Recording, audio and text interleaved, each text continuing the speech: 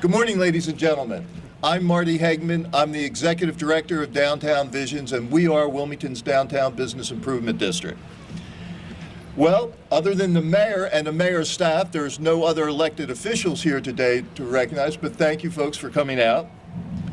And also here with us today are some of our board members from Main Street and Downtown Visions, and if you would just wave your hand, I'd like to acknowledge you.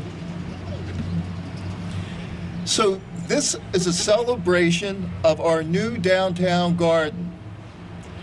And a new downtown garden, you may ask. Yes, ladies and gentlemen, it's a new garden. The former garden was located in the 400 block of Market Street, and after a fire destroyed the neighboring business, due to the contaminants in the existing garden, the ground was no longer fit to plow. So our planters from the previous garden asked Downtown Visions to help them locate a new space. And we were fortunate in speaking with Leonard Sofrin, who is the Director of Real Estate and Housing for the City of Wilmington. And as always, the city was willing to help. Director Sofrin made available this site on which we stand. The parcel had been recently obtained by the city and was completely vacant. And it's ironic that this site was also made vacant by a fire. For over 100 years, on this very lot, stood the iconic city business Gross Electric. Here with us today to celebrate the urban garden, rising out of the ashes of his family's business, is Phil Gross. Phil, I just want to acknowledge Phil. I know how happy you must be, Phil, to see this lot again, supporting the surrounding community, a community that you are always such a big part in. So thank you. Now, this garden has seen an incredible amount of cooperation and partnership occurring between various segments of the downtown community. And this project is a perfect fit for Downtown Vision's Main Street program. The Main Street program is designed to support small businesses and the downtown residential population.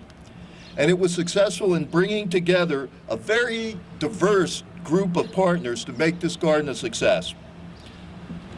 So with us today, we have several of the urban farmers. If any of them are here besides Mark, please raise your hands. Now, this project could not come to fruition, no pun, without the generous support of our friends and good neighbors from the Bank of America. They've been supporting our Main Street program since 2010. Their generous contribution enabled the garden to purchase soil and supplies. And they're represented here today by our good friend Sam Aird. So Sam, give us a wave.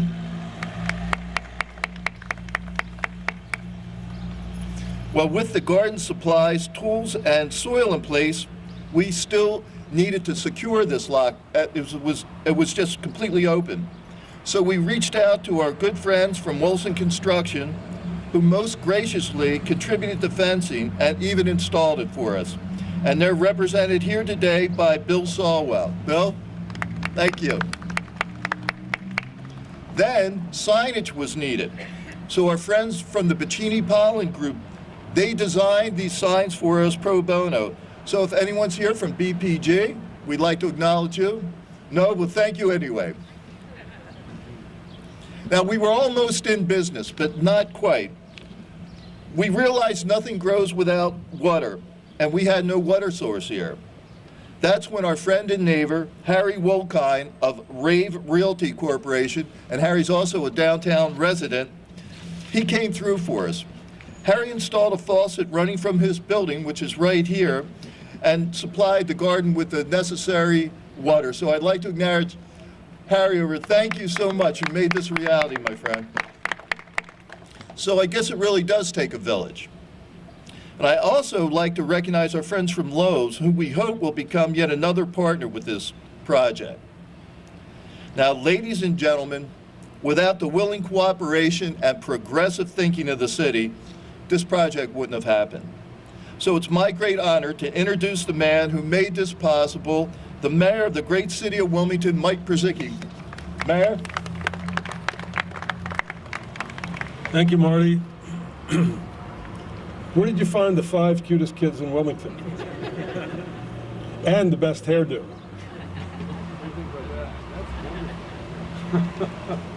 Thanks. You know, I wish people could follow me around a little bit and spend time with me visiting all the wonderful corners of our city and meeting with some of our wonderful residents who are givers, who people believe in the city and want to help in so many ways. Sam Aird was introduced just a moment ago, and she and I were both had the pleasure of being down at the Contemporary last night, where Camorra's announced that they're going to donate $400,000 in scholarship money to city residents to go to HBCUs. And I will tell you that there were no dry eyes in that evening, just basking in the decency, glory, and wonder of our community with the people who were so giving, and it was a wonderful feeling to see this community come together. You know, improving our city, really, there's no big magical strategy. It just takes doing it one plot at a time, one resident at a time, helping one individual at a time, and that's really what you're doing right here, Marty. This is obviously it's a site that because of a fire just didn't have much of a future for us, and so here we are converting it into something that not only will be more attractive but also symbolizes something really rich, and that is coming out here and making use of this property so it's productive.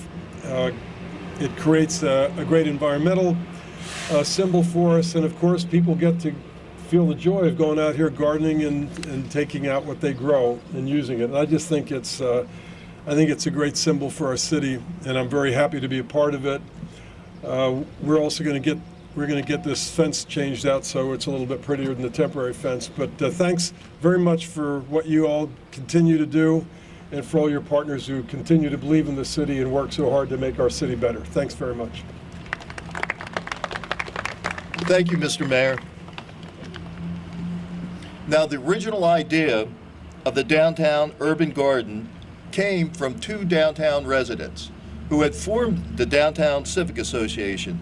They're Dr. Pat Shea, who's not with us here today, but Mark Fields, who is. Now, Mark is the executive director of the Grand and also of the Playhouse. And what a lot of people don't know, he only lives 2 blocks away. And so he is very active in the downtown community. So I'd like to introduce my good friend Mark and ask him to say a few words. Mark? Thank you, Marty. When I moved downtown from my suburban home 3 years ago, my biggest concern was what was I going to do to garden. I gave up a wonderful plot in a big backyard, and I get a great deal of enjoyment out of gardening. But I love the city. I wanted to live in the city. I wanted to be able to walk to work, to enjoy the restaurants and the nightlife and all of that. So the draw was too strong, but I was missing my garden. And then we had an opportunity with a lot that opened in 2016, and we started a garden there, and now we have the chance to be here. And Marty kind of stole my punchline by saying it takes a village to make a garden, but it also takes a garden to make a village.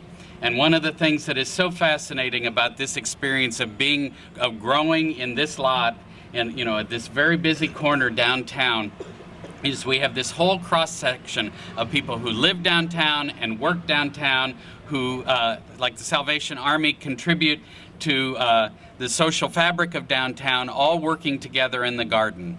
And we see each other when we're here tending our plots, but the other thing is as people walk by, as they're waiting for the bus, as they're just strolling by on the street, it's an opportunity to stop and have a conversation. So it's not just vegetables and fruit that are growing in this garden, but a community of downtown residents that are eventually going to become an interwoven fabric. And so for all sorts of reasons, and not just tomatoes, I'm very glad to be a part of this. Thank you. Thank you, Mark. There's a couple other people I want to recognize before we proceed. Our Chief of Police, Bob Tracy. Hello, Chief. There's Jim Tivaball, a good old friend of Tivaball Associates, Van Olmsted, who I probably met in the early 80s when I was a young police officer, and he awarded me with Policeman of the Year for the Kiwanis Club. So it's been a long time, my friend, and it's good to see you again. So the Salvation Army, whose motto is doing the most good, are certainly doing a lot of good for this garden. To tell you about it is their statewide development director and my close friend, Carl Coltuano. So Carl, let me ask you to step up. I want to thank everybody. I have to go out of order here because the kids have to go off to lunch. So, well, I'll make my remarks, but I'd like them to start by presenting the Pamela, the purple beauty, sweet pepper, to the mayor, if someone could receive it for him so they can leave. So, could we have someone take the pepper or get a photo? This is, and then they have to leave. So we'll go into comments as soon as they've done a handover of the pepper. Is that happening right now? They're going to take that because they have to go to lunch. Okay. Thank you very, very much. There's a bug in there. It's what gardens are for. Gardens are bugs all over the place. And thank you, children. I know you have to head out, but appreciate you coming by. Great seeing you now. Okay.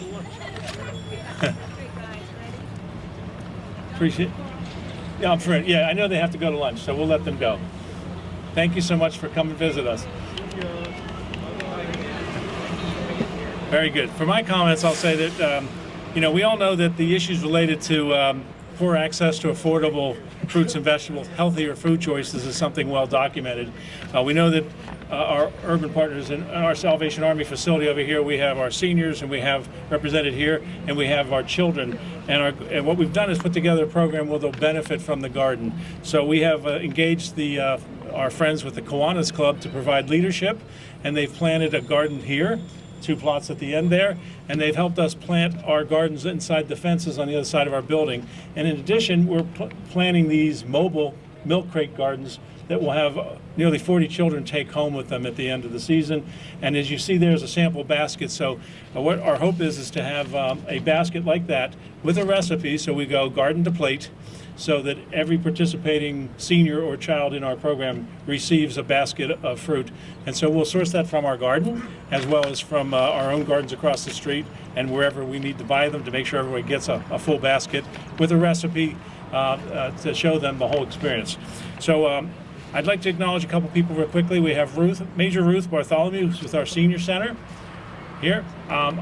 Our director of our children's program couldn't be here. She's got the rest of the children under wing, so they were here for briefly. That would be Kathy Gill. I'd like to thank our Kiwanis partners. We have 2 other partners who helped us. We asked the Marini's produce people to help us out with plants. They gave us nearly 100 or more plants. So every senior's going home with a tomato. The kids are going home with these. And we've planted this garden. We've planted over there. We have plants. So they were very, very nice to us. And we want to thank High Point for lending us the use of the milk cartons for our take-home gardens. So with that, we have the planting of the pepper, if you like, and I'll let you take over. Thank you. Josh, can I ask you to get some gloves and a shovel? So symbolically, our mayor is going to be planting the Salvation Army bed of pepper. Ladies and gentlemen, let's hear it for our mayor and his commitment to the city. Thank you, Mr. Mayor. That concludes the event, but I want to thank everyone for attending. Not bad for an old city guy.